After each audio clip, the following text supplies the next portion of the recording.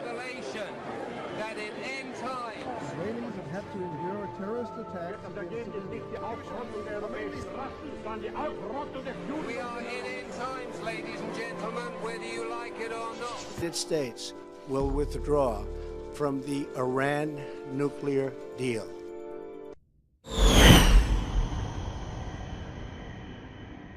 So here's my message to the rulers of Iran. Your plan to destroy Israel will fail. It's difficult to imagine just precisely how this thing will manifest itself. No one had expected that something like this was about to happen.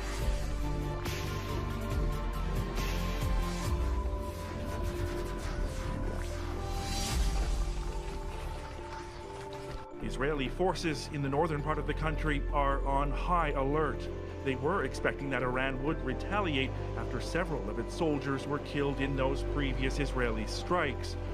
It's clear that just 2 days after Donald Trump pulled the United States out of the Iran nuclear deal, tensions in the Middle East have ratcheted up. Well, remember, Wolf, it's almost exactly 24 hours since this all started and escalated so rapidly, but such a sharp, stark juxtaposition between what we're seeing here behind me, this almost bizarre level of quiet, and what we saw last night. מי שיפגע בנו, אנו נפגע בו שבעתיים. ומי שנערך לפגוע בנו, נפעל לפגוע בו קודם לכן. The Israeli military says it hit more than 50 Iranian targets within Syria. Intelligence sites, military bases, munitions facilities. By daylight, some Syrians were shrugging them off. We're not scared of any missiles, says this man. Israelis slept in their shelters, says another, while we stood on rooftops to watch our army's achievements. A spokesman appearing on television. With a very high level of readiness, our air forces destroyed a large amount of Israeli missiles, he said, not admitting to any major losses. But the target of the strikes, Iranian soldiers and advisors and Shia militias trained and financed by Tehran, can be spotted up and down Syria, sent in for years now to help the president, Bashar al-Assad, win the war. A couple of nights ago, Israel's military ordered that all of the bomb shelters in the Golan Heights, like this one here, be opened up so the public can come and use them. We will not tolerate a military presence with offensive capabilities that is in the hands of the extremist Quds Force, that is part of the Revolutionary Guard inside Syria, with a tactical capability to menace and terrorize Israeli civilians. But while this escalation is concerning, neither Iran nor Israel right now appear to want an all-out war. So that may be true. Israel and Iran may not want all-out war. But that shadow war Derek was talking about, it's definitely out in the open now. And it's part of a pattern of violence that's trending sharply up. Why? Well, from Israel's perspective, it's being surrounded.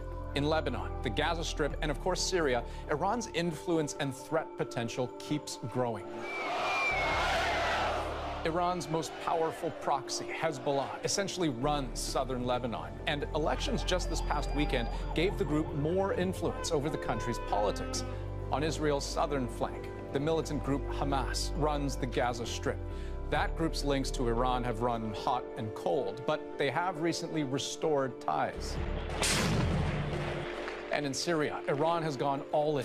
It's built militias, thousands of fighters strong, and propped up the Assad government with its own soldiers and weapons. That's a lot of hostile Iranian military assets right on Israel's border. And zooming out, Russia backs both Iran and Assad to support its interests in Syria, while behind Israel, there's the U.S. Donald Trump's cabinet is stacked with hawks, keen to put more pressure on Tehran. They'll negotiate. Or something will happen.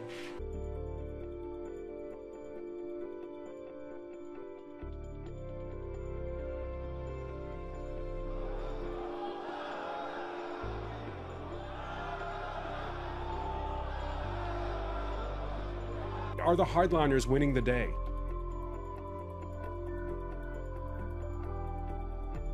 Yeah, and I think much of this rhetoric is an indication of how disappointed Iranians are in the Europeans. Many Iranians, both moderate and hardliners, are disappointed that the E3, the UK, Germany, the UK, and France didn't stand up to Mr. Trump.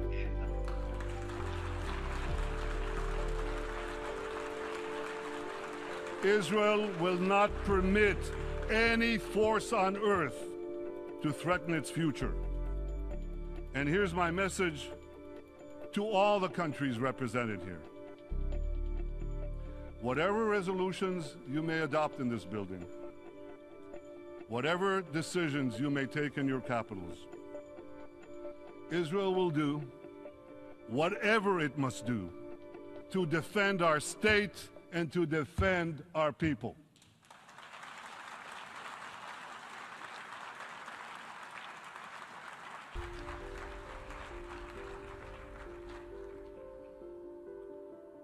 Distinguished delegates, as this deal with Iran moves ahead, I hope you'll enforce it. How can I put this? With a little more rigor than you showed with the 6 Security Council resolutions that Iran has systematically violated and which now have been effectively discarded. Make sure that the inspectors actually inspect. Make sure that the snapback sanctions actually snap back. And make sure that Iran's violations aren't swept under the Persian rug.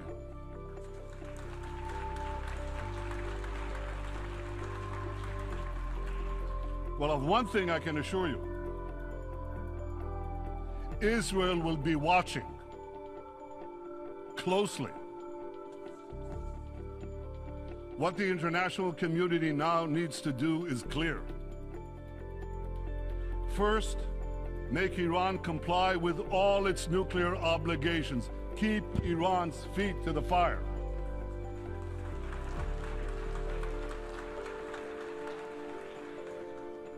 Second, check Iran's regional aggression. Support and strengthen those fighting Iran's aggression, beginning with Israel. Third, use sanctions and all the tools available to you to tear down Iran's global terror network.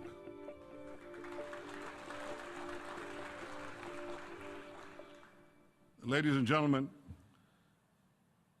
Israel is working closely with our Arab peace partners to address our common security challenges from Iran and also the security challenges from ISIS and from others. We're also working with other states in the Middle East, as well as countries in Africa, in Asia, and beyond. Many in our region know that both Iran and ISIS are our common enemies.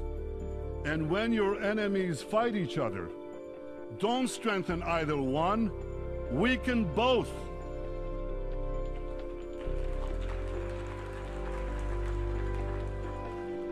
Common dangers are clearly bringing Israel and its Arab neighbors closer.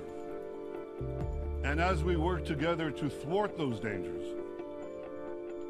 I hope we'll build lasting partnerships for security, for prosperity, and for peace. But in Israel, we never forget one thing. We never forget that the most important partner that Israel has always been and will always be the United States of America.